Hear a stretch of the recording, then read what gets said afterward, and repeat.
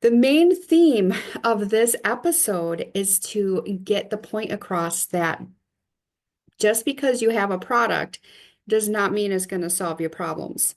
I'm doing this episode because I want people to realize that the product is not the only solution. It's not going to fix all your problems all by itself.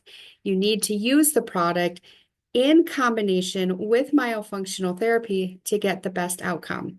So you're going to hear me say that a lot, okay? And it is really important and it's true. So you're not going to get the benefits and the outcome of habituated myofunctional therapy by just using a product, regardless of how the product is advertised. Bam, there it is.